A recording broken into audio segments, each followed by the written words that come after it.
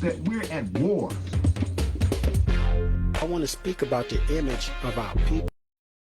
We have to be protective of our image.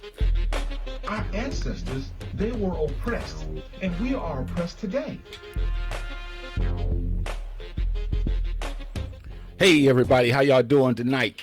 This is the Jah and Kev show, and this is a makeup broadcast. We owe you this one because last Saturday we had technical difficulties, and we promised you we'd come at you today, Tuesday night at 7 o'clock Central Standard Time. And so me and my guy Kev, we are here tonight, and we have a lot to talk about. How you doing, Kev? I'm doing okay, man. Good, and I'm good. excited. I really, this show was going to be good. Okay. Because it's a lot of levels and layers to it. Uh-huh. And I was excited to do it Saturday, and then we just lost technical difficulty. We lost the computer. Yeah, y'all basically. should have seen him Saturday, man. His eyes were watery. He was ready to cry. I was mad at John. Like, man, you kicked the cord or something. You unplugged something, but no, Yeah. we just had the computer crashed on Right, us, so right. we just And we- decided to redo the show. So Yeah, we're ready for this. That's right. We men of our words. So tonight we're going to get started without any delay. We're going to be talking about a concept that's thrown around. The concept is the word black.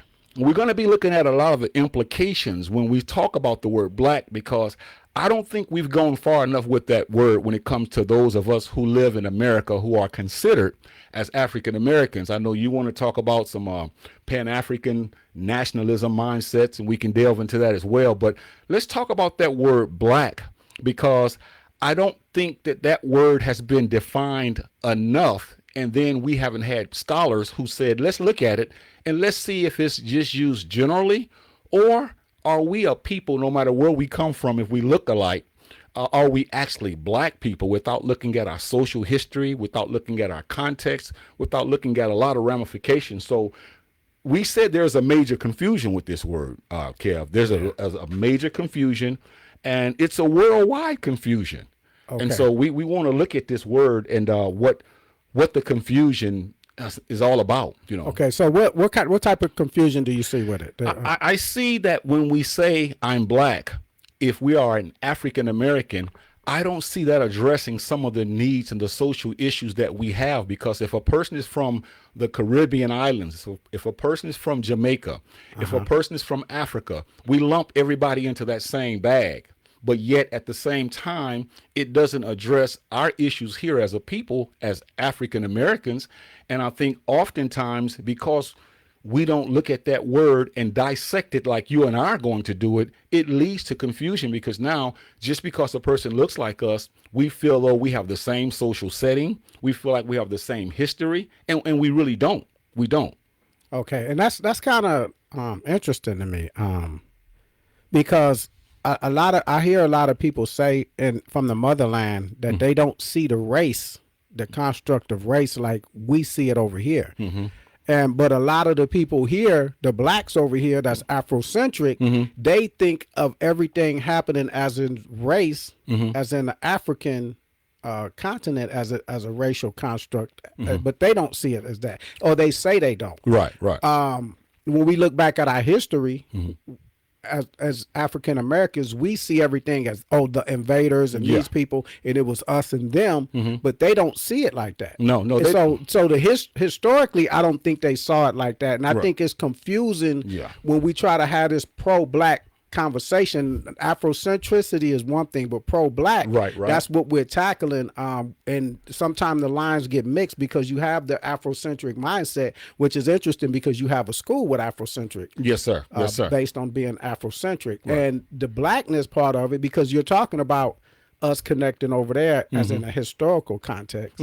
That's what I guess the Afrocentric mindset is. Everything that we want to delve into the motherland, but now with the pro-blackness, it's like, but that's it's a disconnect. That's why I said it was interesting. Yeah, it's a disconnect, because this term black is a one shoe or one size fit all, and it shouldn't be. You don't think so? I don't think so, because we have to look at, first of all, people who come from other countries or continents. They have a history, they have a cultural setting, they have a social context, and we have a social context. And if you come from Jamaica and you come over here, this is for example, and I'm an African American, then the situation that I face today in America, I have a certain case against this country based upon racism and all the things that happened to me as a person. And this is why when you talk about reparations, there's so much confusion and nonsense because people don't want to acknowledge that wherever you go, people have been oppressed. And we know that. But you can't use the term black and say that that's going to fit every person that looks like us without separating their social setting, because all of us have a social setting. Do you think it's supposed to when we say black?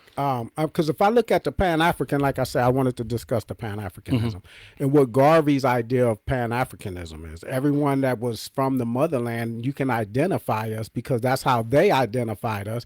If you were black, then you were supposed to be a slave. You were beneath them. So that was the badge or the costume that they put on us. That no matter, you can say, well, hey, I'm from Nigeria, I don't care, you black. I'm from Jamaica, I don't care, you an N-word. You know, they will use that. So the thing was, I think with the Pan-Africanism, which if we'll be remiss if we didn't discuss the Pan-Africanism part of black power in the black power movement. When you're saying black, Garvey was saying everyone from the diasporas, because when you're talking about the diasporas, that's what he was saying was Pan-African, and including the motherland. So he wanted to be a historical connection, being the foundation of a current gathering and getting together to empower us for the future, and saying Africans from all over the world need to have some type of bond. And I don't think it had to be a melting pot of saying, okay, Jamaica, you give up your culture. You know, Panama, you give up your culture. Or Brazil, you give up your culture. But understand, because the Europeans don't do that. The Europeans now in America, I if I go back to New York, you're going to see Irish Americans, Italians, you're going to have Polish Americans. They separate themselves. Only when I left from New York did I see just white, black, and brown. Up there, it was the Italians, and they had their own community. And it was the Irish, they had their own community. And you had the Polish people that had their own community. And if you called them something other than what they were, they would be upset. Just like if you call a Puerto Rican a Mexican, they're going to be upset because they still identify. But in other parts of America, I see that it's white, black, and brown. Yeah, and I think too, Kev, the term black, it doesn't specifically describe our struggle. See, and that's the part I'm talking about. I understand the Pan-African ideology of black people all over the world should stick together and that type of ideal, which I understand that. But when it comes to us living in the United States of America, this is the part where we have to draw the line, because if we don't draw the line, everyone else can come over here and reap benefits if we were to get reparations, which is not fair because they didn't sacrifice, they didn't struggle. Now, those who may be watching this broadcast may misunderstand what we're saying. That's why we're talking about the misunderstanding of the concept black. We're saying we have a special relationship with the United States government, what it did to us and our ancestors, our ethnicity, our genealogies, our lineage. And we're saying that that's something that no one should be able to take advantage of what people do, because they come over here from different places and because they look like us. We accept them because we haven't had this discussion long enough to tell people that, yeah, you may look like me, but your social standing in the United States of America is nothing like mine. When you talk about going back to the door of no return, the middle passage, when you talk about redlining, when you talk about Jim Crow, and I can go on and on, segregation. So that's the part that a lot of us don't like to talk about, Brother Kevin. And my issue is we have to stop allowing people, no matter who they are, to come in this country and step in front of us because they look like us, because we're throwing everybody under the umbrella of the word black. That's all. That's so let's discuss how we arrived to this show, because and I think some of the discussion that we had before, we probably had a discussion on this show before. We went to a Pan-African discussion, the panel first. Right. And no, the reparations. I digress. It was the reparation discussion, panel discussion, and it was a Pan-African type conflict that happened that was not supposed to happen, because we had Pan-African people that started saying, well, what about us? Y'all want to talk about reparations? And to me, this is an important thing. If you talk about reparations when you come here, mind your business. If it doesn't pertain to you, the same thing I tell white people when I talk about police brutality, if it's not happening to you, mind your business, you know, or if you're speaking out against wrong, then speak out against wrong. But if it doesn't pertain to you, you shouldn't have an opinion about what's happening. Some of us have friends or co-workers that's not from the black community that has an opinion about our struggles as far as when we want to protest or march or do anything. They want to voice their opinion, but it's like the same thing. Mind your business, because this not happening to you. Don't tell me how to react to something happening to you. Great the Pan-African issue that happened on the reparations was they felt that if they weren't being included, if they weren't being included in the discussion, like they wasn't going to get reparations from the American government, then it's not going to happen because they're not going to support it. And that started the conflict. And you're right. And I think of a person named Burma Boy, who is a African who comes from the continent, who came over here, and he's a mega star when it comes to rap music and all of that. And my issue is, okay, you can come over here, but you don't come over here and tell us so-called African Americans what to do and where we went wrong just because you're making millions of dollars. You see, that's the problem that I have, because everybody comes over here and tells us what to do. I'll give you a simple illustration, and you already know the answer to this. Take yourself, for example. You go to Kenya right now, and whatever's happening in Kenya, you get up there and you open your big mouth and you say something about the Kenyan government and see what happens to you. But unfortunately, we allow people to come over here, and because they look like us, they speak for us, and we don't challenge them to say, hey, if you came over here from the continent or anywhere else, you should be grateful that you're able to come over here and make the money and do whatever you do. Don't come over here telling us what to do, because it ain't that kind of party. Right. And I think that's a way that they come over here to look at us. When we go to Kenya, like if I went to Kenya, with the saying, you do as the Romans do. You go to Rome, you do as the Romans do. That means you fit into to what's happening, or like I say, mind your business. If I don't know the history of what's been happening in Kenya, I would look like a total idiot sitting up there trying to tell them what I think or what my opinion. They're going to look at me like, okay, so what do you know about this? What do you know about this? And what do you know about that? And I'm going to say, well, I don't know anything about that because I haven't studied your history. There you go. So if you don't understand the history, then how do you have an opinion about what's going on? And the opinion that you have has been given to you by Europeans, and you bring that opinion over here, and you try to implement that opinion on us to tell us what to do. And that's problematic, because the word black, it doesn't deal with the full range of issues as far as our experiences to the African Americans that we've had over here. See, it doesn't go into that, but we have to go into that, because if you call whatever you call yourself, if you're okay with that, that's fine. But there has to be a line of delineation where we have to cut it off and begin to say, no, this is our baby right here. Okay, so how about we use a different word when we're discussing us at home? How about that? Because we're all black. You know, they could say that. I mean, you see, when the Haitians try to come over the border, they identify them and they know who they are. We know that they're black. But when you're talking about African Americans, we have African American issues in the history, and that's something that they need to learn if they want to have an opinion on our issues, or shut your mouth, like I say. Or if you don't shut your mouth, then if you're siding with them, with the oppressors, then we're going to treat you as such. Just like if I went to Kenya or Nigeria and I'm siding with the oppressive government regime, and I don't know the history of that regime, and I say, well, they sound good, and I don't know, then they're going to tell me I need to educate myself because I don't know what I'm talking about. And the term black doesn't deal with the cultural specificity. Okay, what do you mean, Jahi, cultural specificity?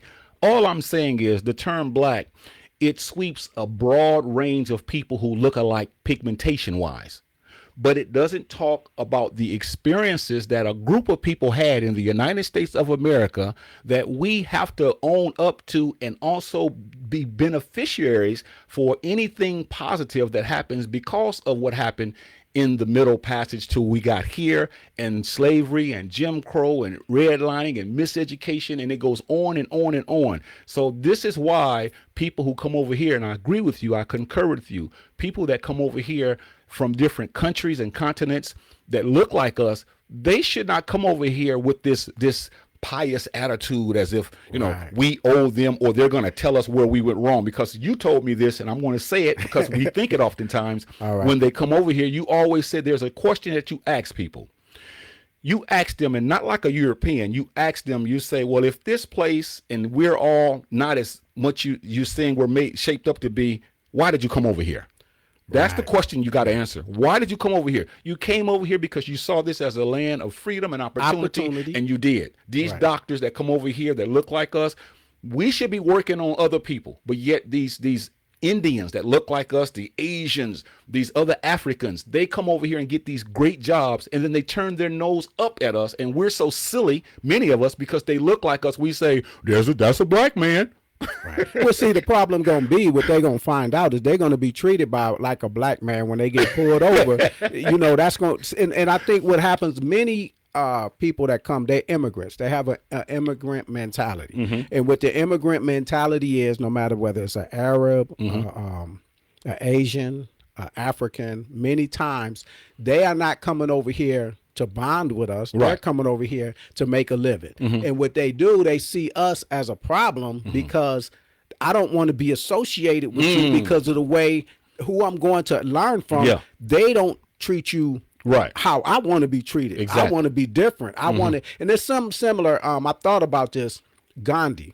Okay. When Gandhi went to South Africa to work before he became who he had become, he had a problem with them because the whites, the oppressive white regime in South Africa treated the Indian the same as they treated the African. And Gandhi had a problem with that. He said, I'm not one of them. And basically he used a slang negative connotation word like the N-word type thing. And he said, we're not them.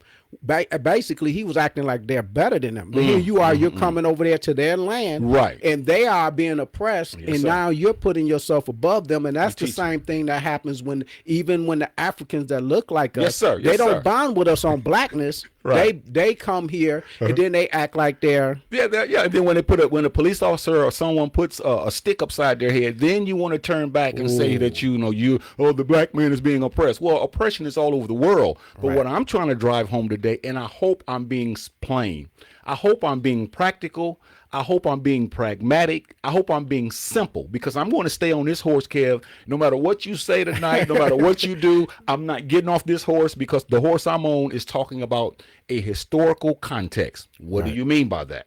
The historical context that I'm talking about is African Americans.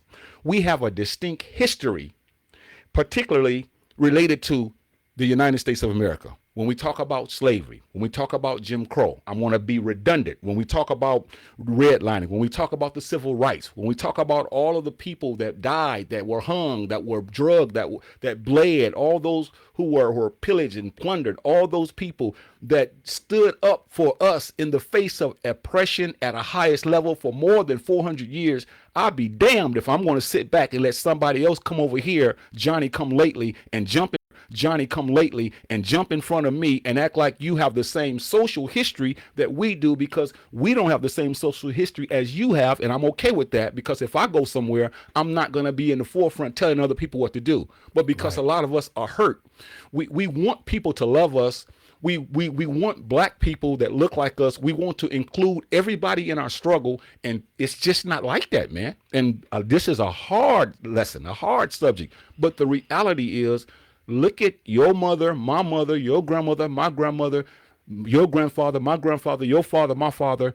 They went through some things, man, that we don't have time to talk about. Right. And they made sure that through those trials and tribulations, they did the best that they could for us to be sitting on this broadcast. And nobody else should be able to come over here and tell us what we should have done, or how, like you say, why are you over here if you're going to tell us what to do? Don't be condescending. If you're acting like an immigrant. So we got to have, but I'm saying we're talking about issues. You're talking about us here dealing with our issues. But on a global sense, how do we connect with those? Well, that's a great question, Kev. I mean, how do we connect? Here's my issue with the connecting. If you're not interested in coming over here and playing the role that you have as not a bystander, but a person who's going to get in line and understand that those of us who have been here for so many years, we know how to do it best. So that's the connection. And if you don't want to connect like that, then I hate to act like what like some Europeans say, go back to Africa. But the point that I'm making is all of us come from somewhere. So even the European, you go back to Europe. But what the point I'm trying to make is I'm not trying to connect with anyone that's not trying to connect with me. We had this discussion one day, you and I, and we almost came to blows when we were talking about how you even mentioned a person that you helped with all your heart, you gave money to, and he turned on you. He turned on you when he couldn't have his way. But you really thought he was down for the cause. You thought he was a righteous brother. You gave this man everything because he was from the continent, because he looked like us. You want to support him, of course. But we have to come to the point in our lives where when people, and I can't say the word on this broadcast, but it starts with the S, it ends with the T. When they do that to us, Kev, we have to stand up to that and stop saying just because you black, you get to do that to me. So if they defecate on us, that's basically what you're saying. Yeah. Now, you're the teacher. So, now, right, and I understand. Now, what I don't want to do is put that person or people like that and say speak as if that's all of them, No, or most of them, because, and I don't want to act as if, because what came to my mind is a lot of Africans or a lot of black people, they do see a connection with the skin color. When Muhammad Ali was able to go to Africa to fight George Foreman, Zaire, they right. loved Ali was a global icon, based on appearance. Of course, some religion had something to do that, but it's they become they identify with Obama. When Obama won the presidency, they show in Africa, a lot of them people was going because it was someone, so they do identify with us. Now, what I'm saying, identifying, and that's just identifying on blackness. Now, that don't mean when you come here that you act like you're different. Just like if I went to Nigeria, if I go there, I'm going to be different. I know I'm different. I'm American. And I heard a friend of mine that traveled to Senegal and all these things, and he said that they were telling him, I could tell you an American. They were coming from all over, like black Africans or blacks from different parts of the world, Europe included. And they were saying, I could tell you American because you walk different. And basically we saying swag. We do things different. We walk different. We talk different. Our attitude is different, and everyone's is different. So I'm saying it's with Pan-Africanism, that's a global sense. Okay. Now, what we're talking about is here in America, when they come here, like when we go there, if we go there with that type of attitude, like uppity attitude, then they're going to look at us the same way. Because I've been to Europe where I've seen ugly American, period. Not black, white, just ugly Americans acting like you're better than the place that you're at. Of course. So I understand that to a sense, but the Pan-Africanism part of it should erase some of that, and sometimes it's not. It's not. And see, what we're talking about tonight is, while systematic racism, Kev, it affects black people all over the globe. We know that. But in America, African Americans, we face specific forms of systematic racism. What do you mean, Jahi? In areas like housing, in areas like education, in areas like employment, in areas like the criminal justice system. And again, I can go on and on and on, and I'm excited about this discussion because this discussion has to be had, because a lot of people see people that look like themselves, and because our emotions are so out of whack because we never had these kinds of debates and talks, we just look at all people that look like us and we lump us all together. And I'm saying you cannot do that. Even when you talk about Pan-Africanism, we cannot go anywhere else and do what other people can do in the United States of America because they're not going to let you. I have friends that are from Kenya when I was in Fort Wayne, Indiana, and those were some of the biggest arguments I had because they had, and not all of them, of course, but they had this attitude that they knew the right way. They wanted to tell us what to do because my supervisor was from Kenya. And he thought that he came over here and he worked hard and he got that position. I said, hell no, you didn't. You got that position because of the people that came before you, so that the door was open so you can go in and fill out an application and look like us and get it. So let's talk about why these people, some of them, have this attitude, and even amongst ourselves. Because people would say, Jahi, you just hard, man. You need to settle down. This is not that deep. If you look at us as a people, African Americans, and see where we are economically, emotionally, socially, mentally, we're at the bottom of the barrel. Many of us are. And these are the kinds of discussions that rises us up. It raises us up to a certain level where we can begin to see, I don't care who you are. My mother, my father, they didn't raise a fool. And I don't care how you look. I don't care what you say. If you're not over here for my best interest, I'm not going to lock arms with you, especially when you show me. especially when you show me that. And I don't care who you are. Well, I'm gonna bring up some. I'm gonna bring it out. I'm gonna put it like this. Okay. It's some of us that's like that. Of course. So the same thing that we judging anybody else on that's coming over here. We need to judge our own. We do judge our own like that. Candace Owens or whoever these people are. Yeah. And we use the C word for a lot of them that sides with the oppressor and always putting us down every chance they get. Those are the people we got to look at too. See, I'm not just saying like I know you brought up that the guy. It was a Nigerian guy, and what it was is. He said, you know, he was selling a product, and I looked at his product. I bought his product, and I was trying to get a repair done on the product, and while he was repairing it, programming it, the news was on. Black people protesting about whatever was happening at that time, and he said, "Look at them, they stupid. Basically, they're foolish." And I asked him why, and he said, "All that stuff don't mean nothing. Of course, it don't mean nothing to you because you're not in that predicament. That's just like a coworker that's not." Part of the black community saying, look at that, that's idiotic. He separated himself. Then he even attacked some of our leaders. He said Martin Luther King, Malcolm X, they were fools. They died for basically nothing. So that, y'all know me, I got perturbed. I'm ready to flip the counter over, but I didn't. I'm like, okay, that's cool. I ain't got to do all of that. I'm just, give me my product. I'm not even going to, I was telling people to get their stuff. And then I went and clowned, of course, I clowned him on social media. His product is trash because you're not one of us. But that's the same thing if he was a brother from anywhere, from Illinois, talking like that. Because I do know people that have family members that talk like that.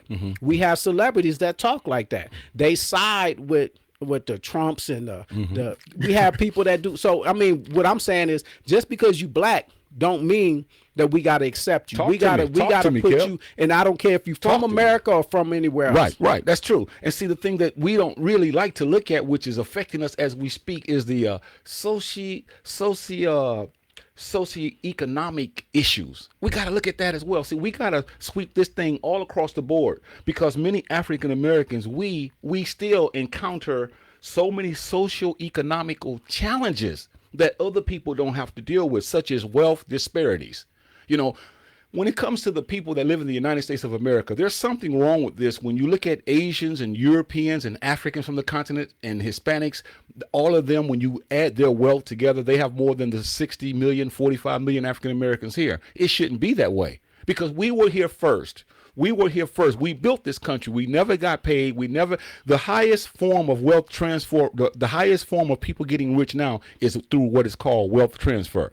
In other words, Europeans have set it up to where when they leave this earth, their kids are going to be well taken care of, and a lot of them are already well taken care of. But with us, we're scrapping, we're scraping, we're trying, we're doing everything we can to leave whatever we can for our people, but that's not our fault. That's because of systematic racism. So if you come from Nigeria or you come from Mali, most of the people that come from these countries in the Caribbean, they have enough money to get here. The poor people can't make it. And so when they come here, they already have some of them, a certain attitude, man. No one, like Dr. John Henry Clark said, no one is going to save us but us. In other words, he was looking at us as a people. He understood the impact that this has happened to us when we talk about the term black and how it doesn't go far enough. And because we've used it generically for so many years, now if someone walks in this door, okay, brother, you look like me. Have a seat. You good. No, I don't know anything about this man. See, I got to figure out what's going on. Well, I got a business. Well, I'm going to buy from you. But then you're not going to help us.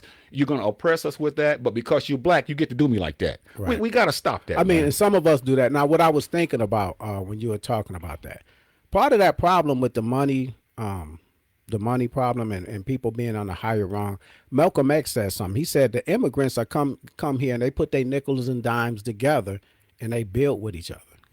We here in America, black Americans, don't do that. No, we have to fight with each other to support each other. You have a school, you got to fight nickel and dime for other people. Even if you're not going to send your kids to this school, look at that school and say, this is something that's building something for our future. You got to fight with other black people to give money. And Letitia Tony, she says, she brought up some comments on here. She brought up a lot of comments. I appreciate some of y'all showing up. I'm gonna give y'all some credit. Oh, we forgot to get a phone. I'll get a phone call after you get there. We'll take a phone calls after this. Letitia, Ladae, Sakina, she gave a greeting. Walaikum assalam, sister. Tony said something about these celebrities, these rappers that they're endorsing like the conservatives, or they're giving them, they saying good things about them, and this is something that's repetitive. When we get money, we don't give to our own, and we don't try to build our own. We steady trying to rub shoulders with them. And that's the same thing some of these immigrants do. They rubbing shoulders with who's in control. They don't see no identity. They don't see that blackness. And some of us don't even see a blackness because they get the money, and then it's all about their money. These Republicans ain't talking about taxing me like they exactly.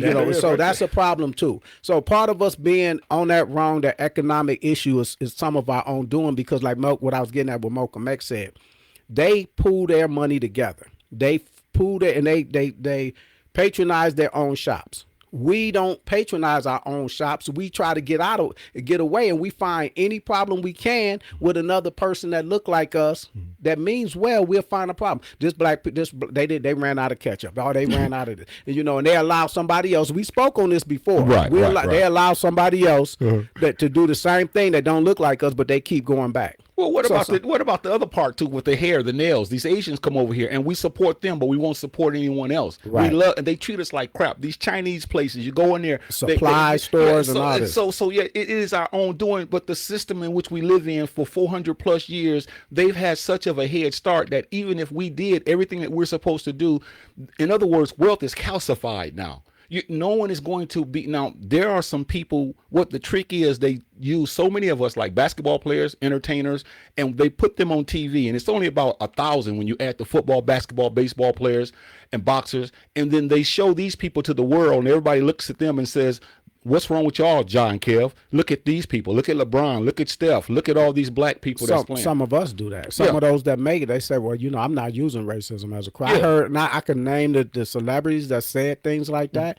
They don't want to identify as black. They think that black people use racism as a crutch because they made it through the door. Exactly. And they're not looking back. And when it is some athletes, I remember grandmama Larry Johnson, he said something. He had signed $100 million contract and he spoke out about social injustice and economic, and they were getting on him like, you just signed this contract. But and he said that doesn't do anything for the people in South Oak Cliff, Dallas, where I came from. Exactly. And that's how we got to have a mindset that it's, even though I made it, I should be turning around like Harriet Tubman and trying to get other people to make it. Or if I made it doing this, we still need schools. Yeah, you know what? I'm going to give to this. I'm going to give to that. We should be doing it. A lot of times when I hear people say, well, these celebrities ain't giving. And I'm wondering, okay, what do you give? Do you give your time? I mean, you got time. You don't do anything but complain. And that's part of the problem. We sit around and complain and we don't do anything. Yeah. The Federal Reserve has information that's free to the public. And it talks about how the wealth gap is so huge, so large.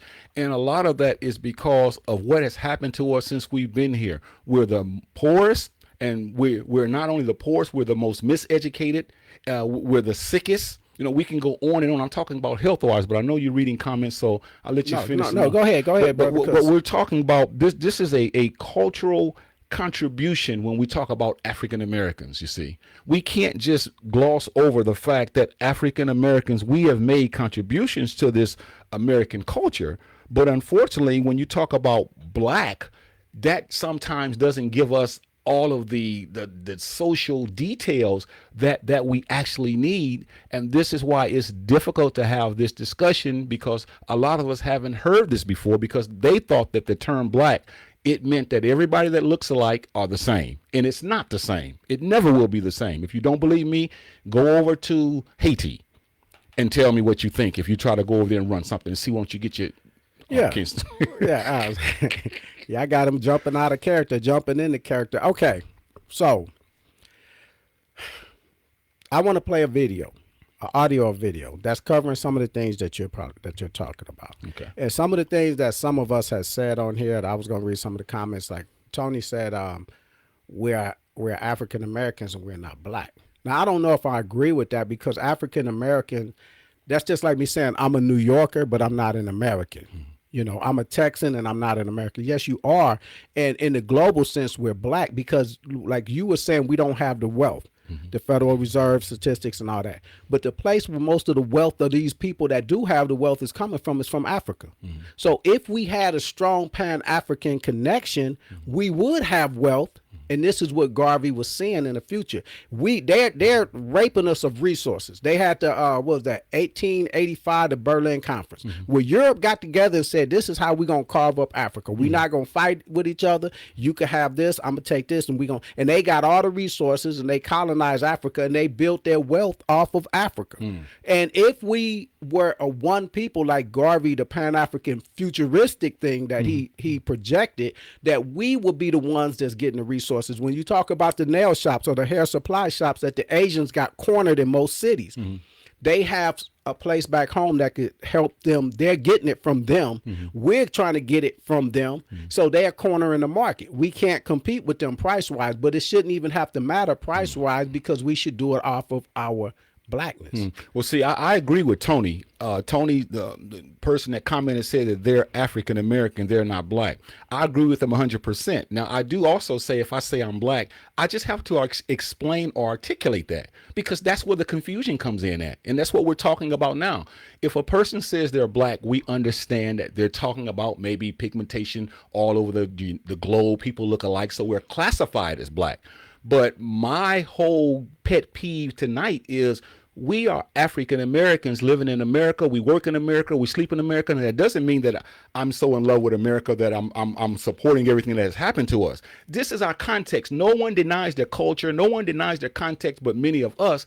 And so, yes, we are African Americans. Why? Because we are from Africa. We don't know where. So we claim the whole continent. Whereas if a person came from Kenya, they would say, and they got their citizenship, they would say, I'm a Kenyan American. I'm a Nigerian American. I'm a Malian American. So they know their roots, but we don't. So because of what happened to us, we claim the whole continent. And then we also look at what has happened to our ancestors here and what they paid the way for. And I will not deny anything that happened to them, even though we know what this country is all about. All right. So I'm going to play this and I'm going to tell y'all, this is an African woman. I'm not even going to get into names. She's on a show, being basically interviewed on with a white journalist. Okay. I'm going to play this. Was black when I was in Nigeria. I didn't need to. So we identify on the basis of ethnicity and religion, but not race, because we don't need to. And I think it would be different if I were from South Africa, maybe even Kenya, but Nigeria, no.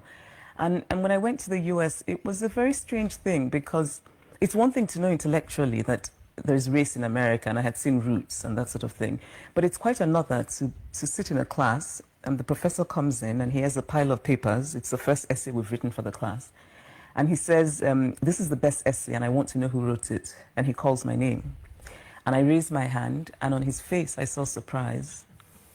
And it was a very small fleeting moment. But it was a moment where I realized that for him, it was surprising that a black person had written the best essay. Why? Because it was the best, or what was the subject? No, it didn't matter what the subject was. The point was it was the best essay in class. And America is a world in which black people don't do the best things. Black people are not expected to do the best things. And in the few cases when they do, it's a thing of surprise. Yeah. And I think when you're a child, just imagine, and I remember finding it quite silly, because I'd come from Nigeria and I thought, surely he knows Nigerians are all brilliant. I didn't think of. All right, so that was the video I wanted to I know play. you want that one. Go ahead, Kev. All right, so it was a couple of things on there. And this is what we tapped on, one of the things about education. This is a woman from Nigeria? Nigeria. And her attitude is something that I had a problem with. Okay. What, Kev? Now, I had a discussion with the brother that shared this on his page, and he said I saw it totally different.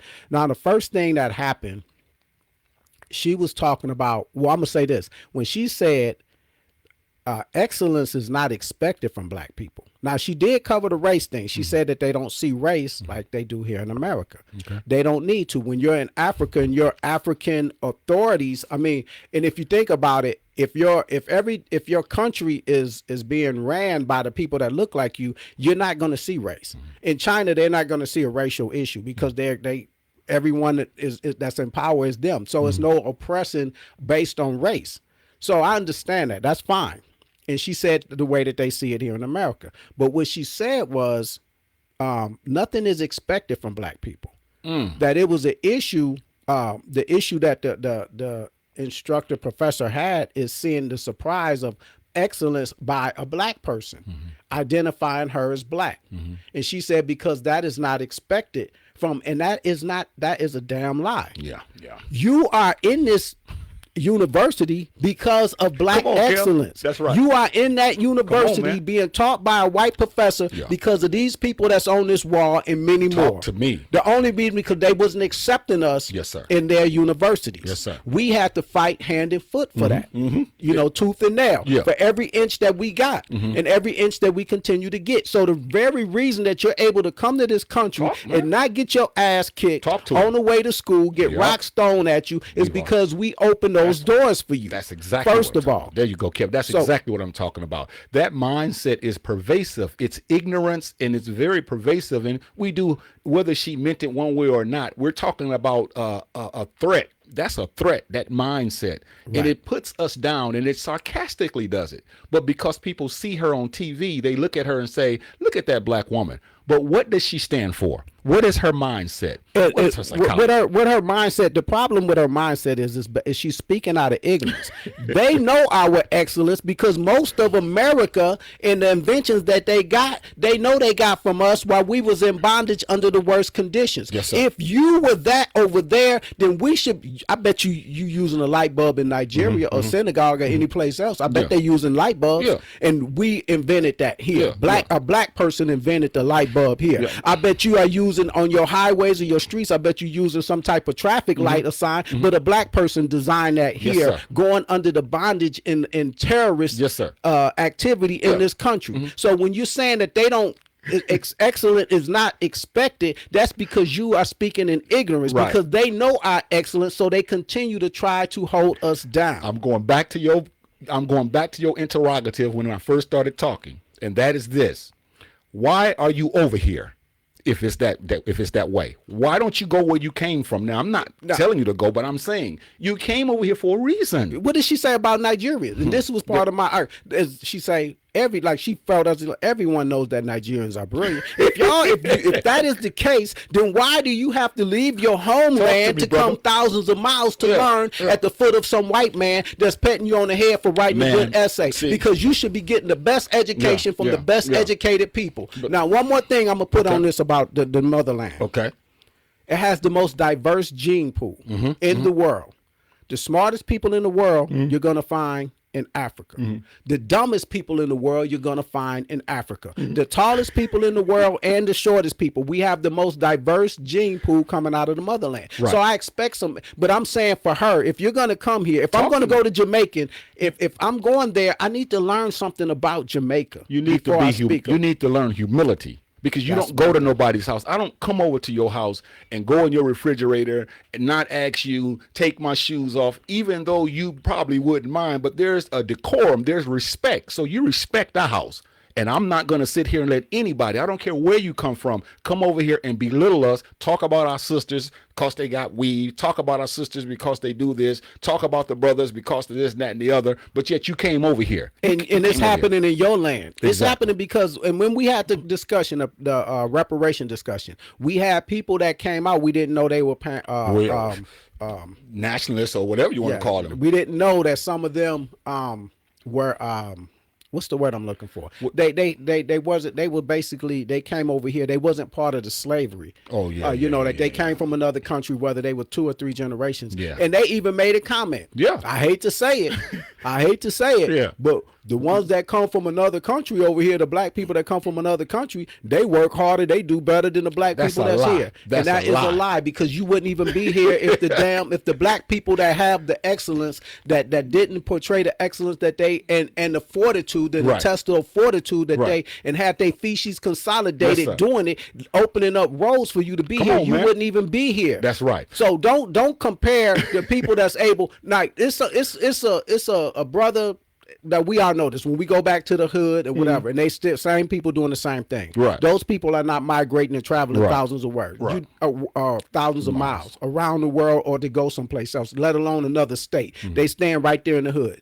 So, but we do have people that do venture out, that go other places and do things, just like you're coming from another place doing. And you got people at home that's sitting there doing the same thing, Yeah. getting drunk or whatever. Yep. And don't compare your people that's coming over here that's crazy. that have initiative Yeah. to the people that you're seeing here sitting on the side of the curb It's that's wrong, doing man. nothing. It's wrong. And so, I want to give the number because we might go overtime today because, I don't have anything to do. Who says we got to stop at an hour? Because this is getting deep, it's getting hot, and we're not going to just unplug it when we getting going like this. But the number that you need to call is 361-405-6111. I'll say it again.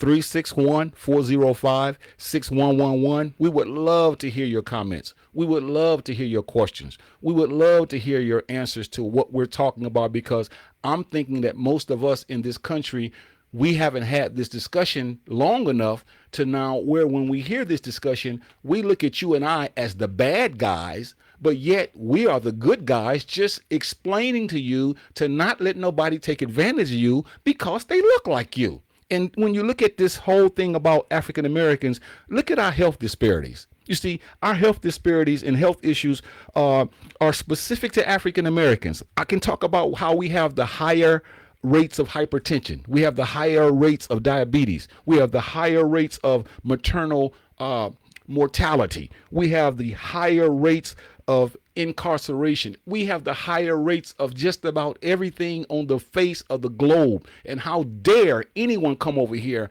and not respect all of the plight that we've gone through and what our ancestors have done to get us in this position, and yet we accept them. And because we are so weak, some of us, we don't want to challenge them because we're afraid, man. And we got to stop being like that. All right. So if y'all want to call in, I got somebody asking, what's the number again? It's 361-405-6111.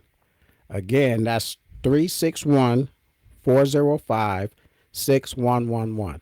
And we'll be glad to take your call. This is a good discussion, Kev. I'm glad that we agreed to have this discussion because it's very important that we open up the phone lines and open up our heartstrings to talk about this, because a lot of people may look at this broadcast tonight and say, wow, this is really deep. And it is. It is. Because we haven't had these kinds of discussions. This is why the Jah and Kev show is head and shoulders above many others, not putting them down, but it's just that we don't shy from subject matter. Some people don't want to touch certain things because it messes with their economics, it messes with their religion, it messes with their politics, whereas you and I, we talk about subjects that we as a people need to know and discuss, and we try to be as honest as we can, because there's something going on now in this country where we allow people to treat us any kind of way because they look like us, and we call them black, and so because they're black, we're okay with it. You strip that from them. Strip that. Because, see, blackness, I do believe in blackness. Now, I don't get that twisted. I know Ray said on YouTube, he said black power. And I do believe in black power. That's not a joke to me. Right. Black power is something that we need to ingratiate among us. I mean, that's something that we need to put in our minds, that we need to be international because other people are international. There's no other people here in America, save for the Native Americans, that can't go to a motherland or something else or have some connection. Even the Mexicans can go back to Mexico and set up some type of thing they could get from here and make money going back. They speak the language, whatever. Well, we're not. So go ahead. You said we have a call. We have a call. Caller, you're on the air. Welcome to the Jah and Kev show. Go ahead and fire away at us and let us know what you think about this subject of black and the misunderstanding and misrepresentation when it comes to us in this country. Can I say that again slowly? Yeah, I said that. Thank you for calling the Jah and Kev show.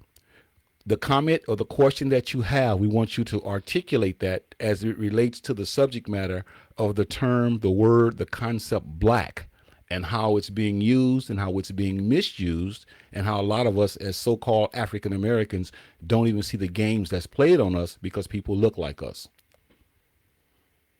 Okay. Let me turn the sound off the TV. Yeah, you have to. Get my phone. But when it comes to being black, black is more. It's not based on a color actually. what we call black, it's got a political history to it, as well as a national history to it. And quite frankly, when you speak of the Kev is another word for black.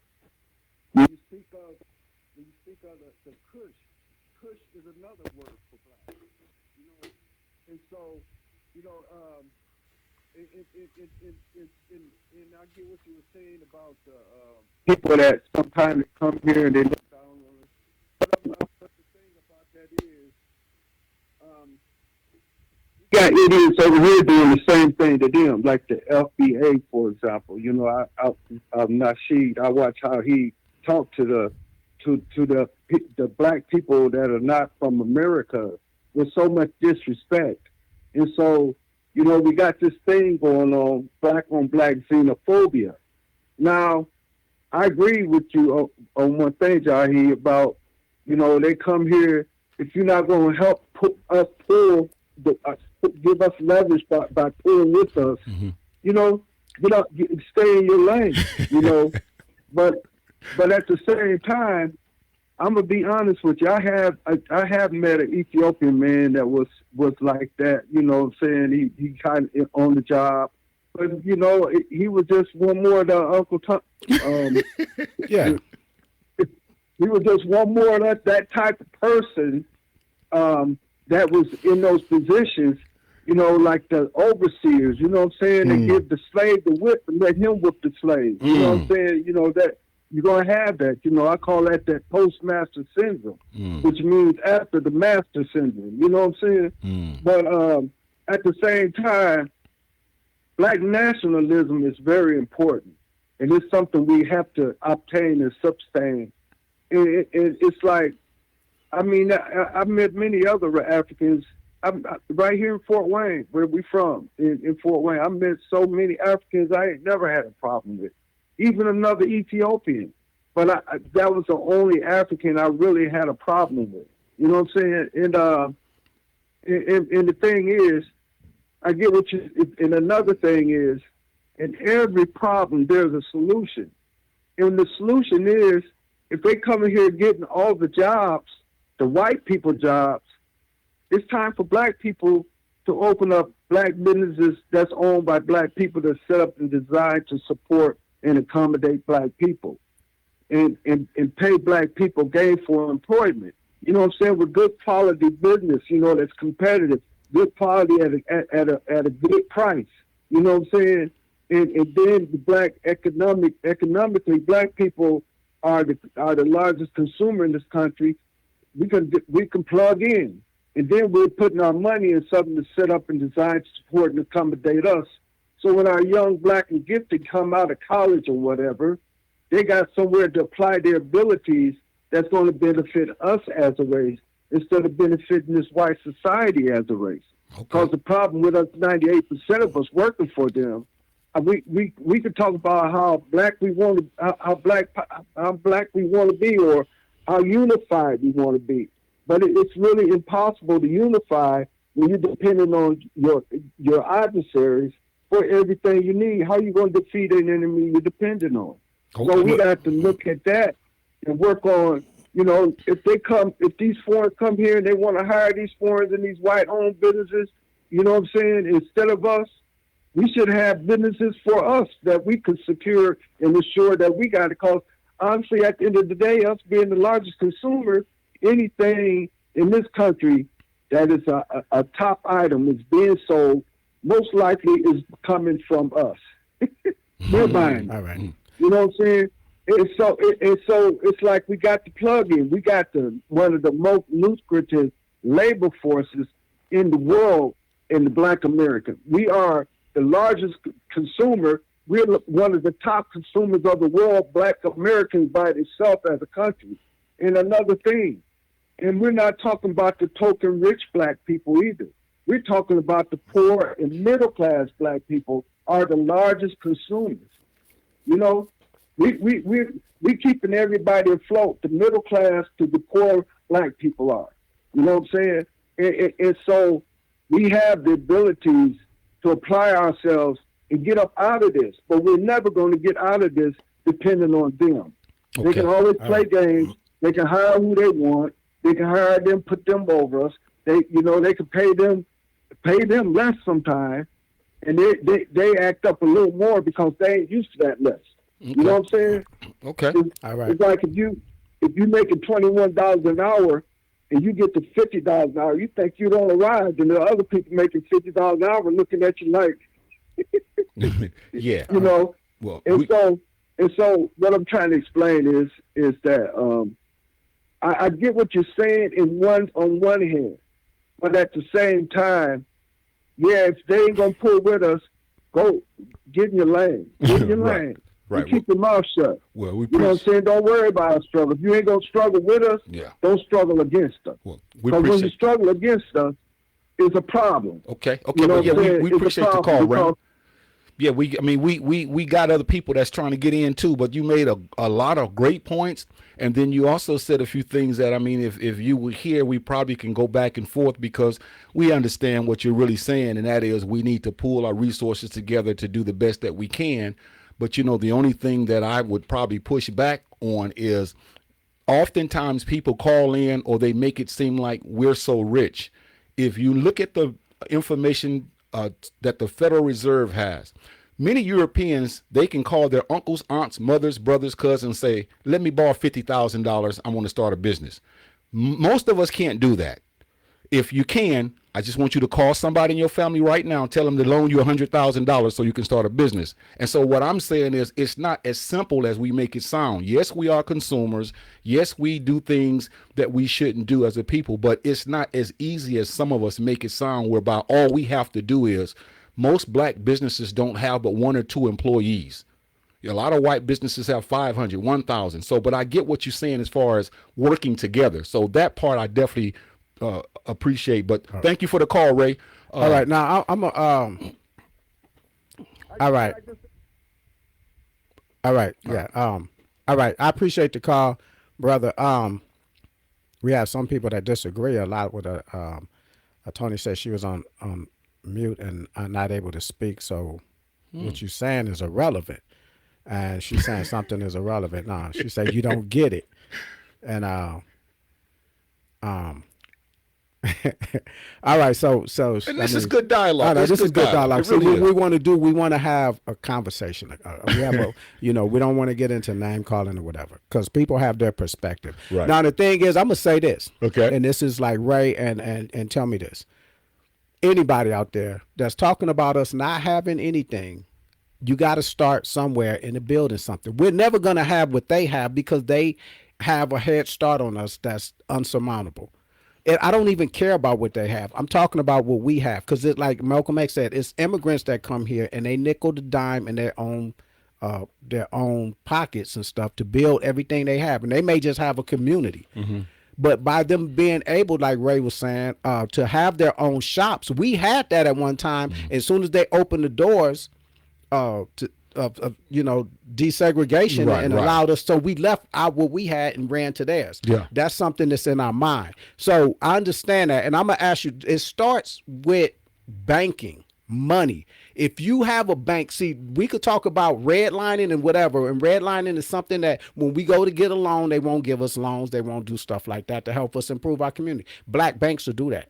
But and many of us won't bank, and I hear people complaining and talking about the wealth that we have, but the way that you get wealth is you get the loan, and the reason that banks are important is because we give them the money to hold. They loan that money back out, and they get interest on it, and they build up a reserve. Right. And if this a black bank and we could get loans from them that the white banks is not giving us, then you got to pool in that money, and that's another way of pooling the money. But many of us won't even move our money out of a white bank and put it into a black bank. Yeah, that's true. And that's the easiest thing for you to do. Yeah, that's so true, because a lot of times, we gripe and we complain about certain things, and then that's why the older I get, the more I'm being open to things that maybe in the past I might not have been open to.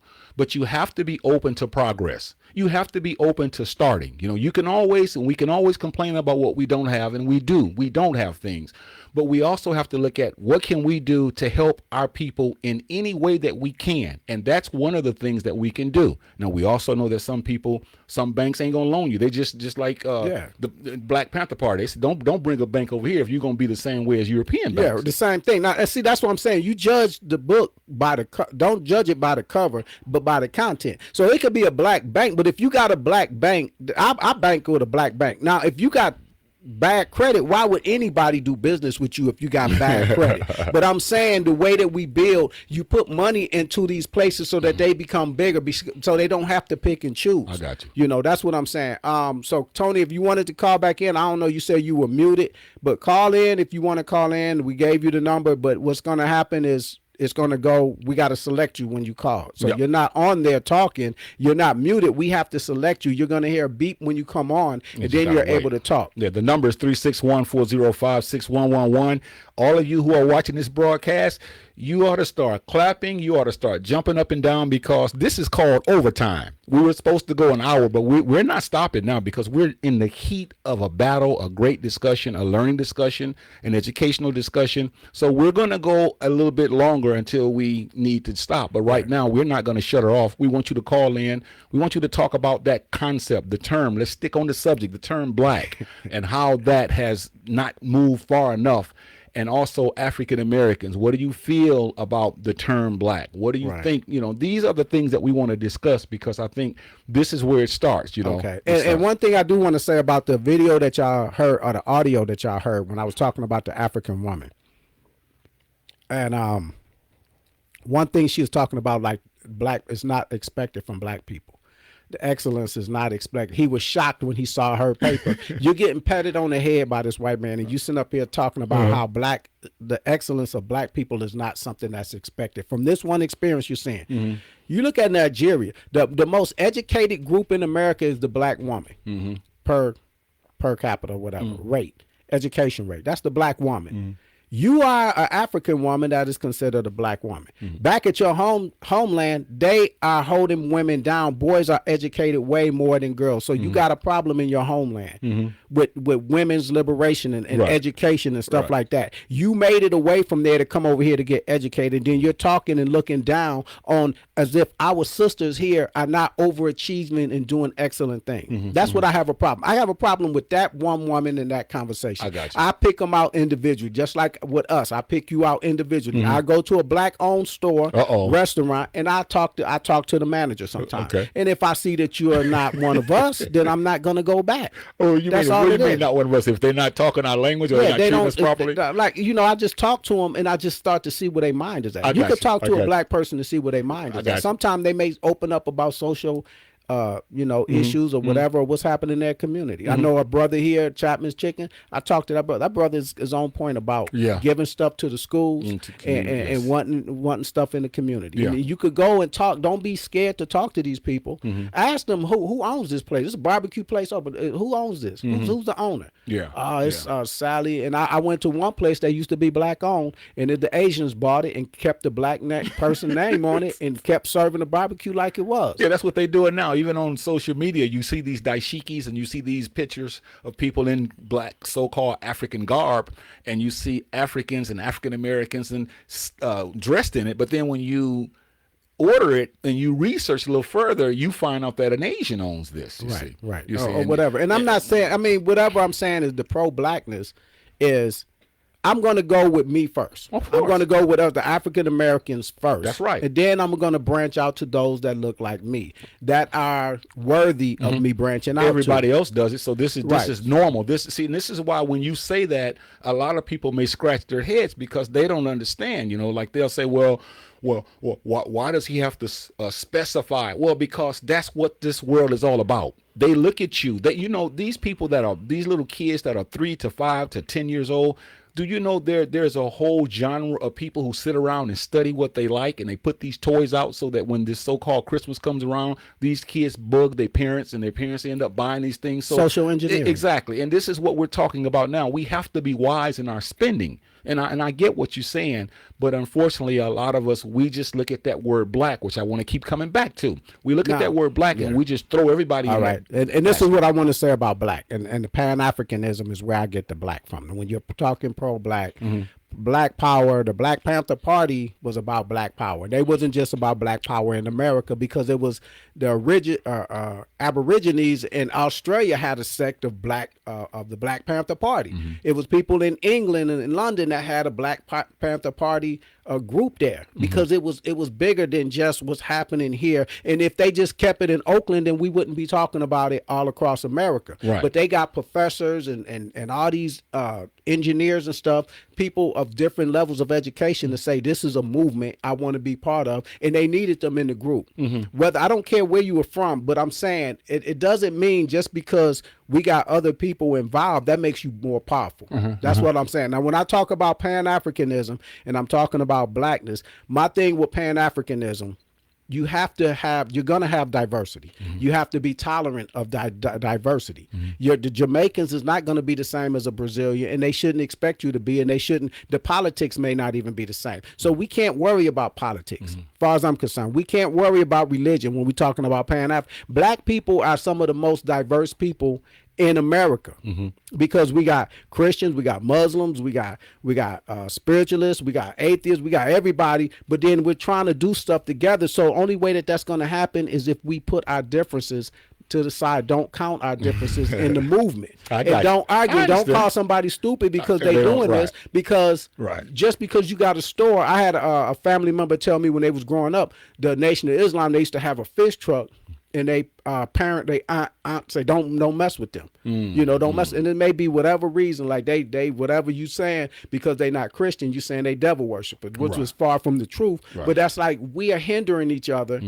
But when something happened, like you brought up, when something happened to one of these people, even one of us that don't see the black pride or black power stuff, soon as something happened, and they want to run to us for the movement. Hey, they did this. Black Lives Matter. And this is why I like the Black Panther Party for self-defense, because they were universal, but yet at the same time, they dealt with the issues that the African Americans had in the United States of America. Case in point, they were not feeding our babies before they went to school. So they started that. They did more things than just feeding our kids, but that was a big thing that they did.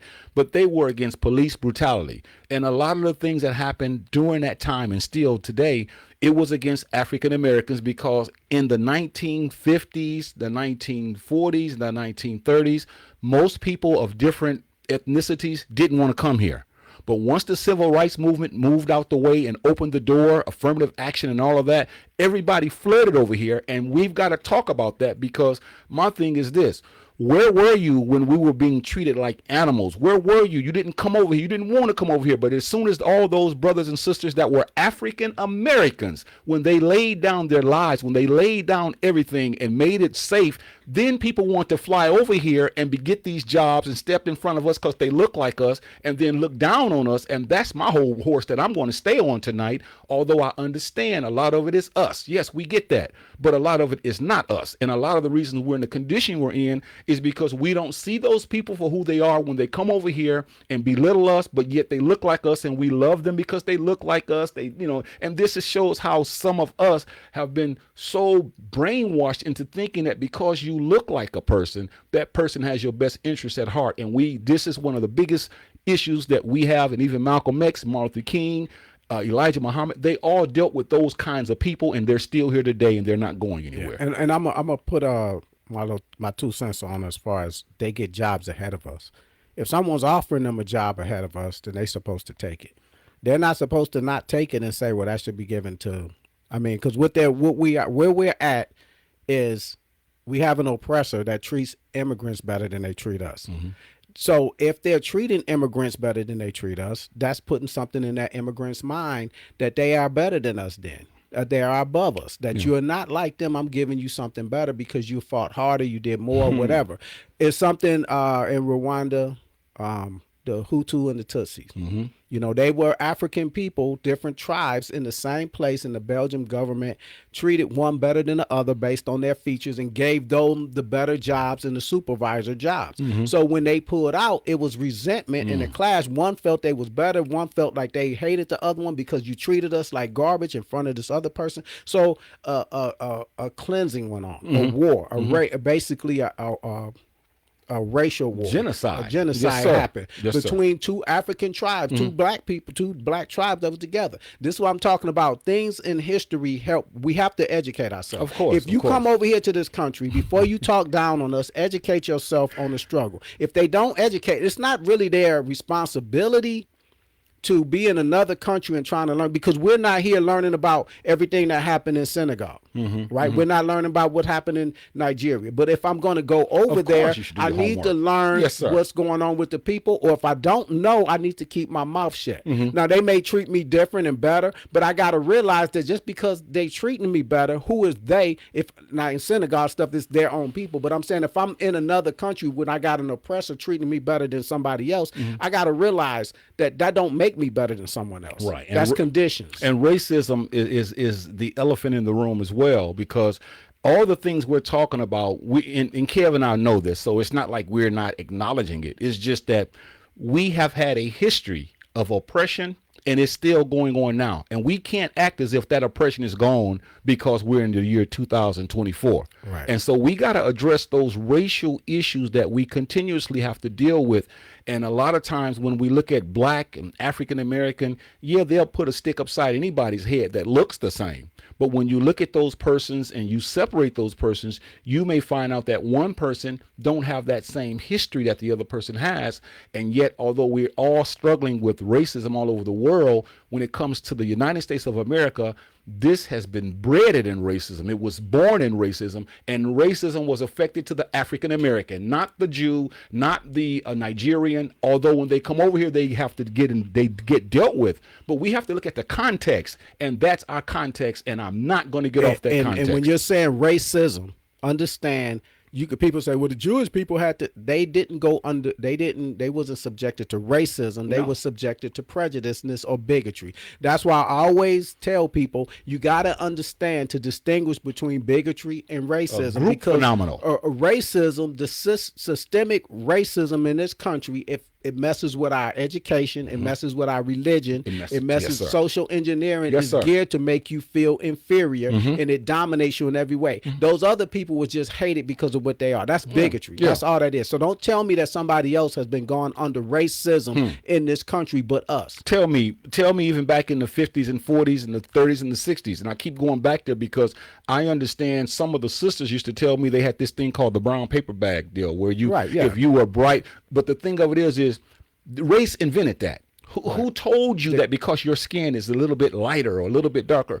How did you think? Why do you think that way? And the systemic part of it is they had us believing that was the beauty thing of you were brighter and all of that stuff. So I'm saying that's racism. Yeah. It affects your mind generation over generation. So we have to correct that within ourselves. My thing is when anyone comes over here, I don't care what you are. Educate yourself before you speak up on that's something the right like thing that. to do. That's If you're not going to do that, then I'm not going to put you in the black family. You're not. You may look a certain way, just like another brother. I'm not putting you in the black family. It's people that we have that was born here, was ancestors enslaved here, but I don't put you in the black family. We got names for those people, critters, for those people. So I'm gonna put you there. You're not part of the black movement. You're not part of Black Power. You're hindering. You're working for him, like Ray said. We always got people all over the place. Yeah. So I don't want to just put it on just the immigrants. It's all over. No. But what I'm saying, if you're an immigrant and you come here, I don't care. You ain't even got to be black. I'm gonna say this, of course, because all of y'all are walking on the path that we paid for you to walk on, so that they don't discriminate on you. We got civil rights bills that we bled to get made and pushed through. Right, and don't use your ethnicity or your color, so to speak, to use against us because you have achieved some things that we haven't, and so now you turn your nose up on us because you've been fed this crap about most of us, which is not true. Because everywhere you go, there are people who are no good. There are people that are good. There are people that are struggling. There are people who are wealthy. It's a systematic thing that we're talking about.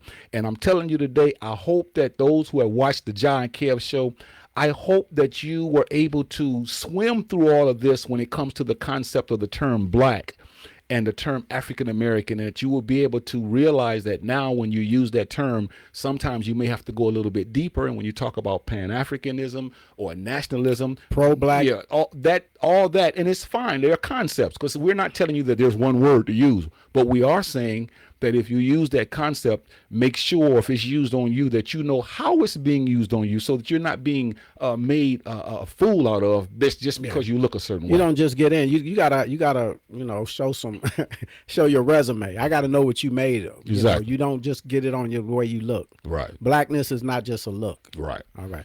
So I think that's about wrapped it up, man. Yeah, Kev. You know what, boy? You were hot today. You had last week you didn't get a chance to get on. You held all that in you. You were pregnant with ideas and ideologies, and now you just were able to deliver tonight, and that was wonderful. And I'm glad that you are a brother with passion.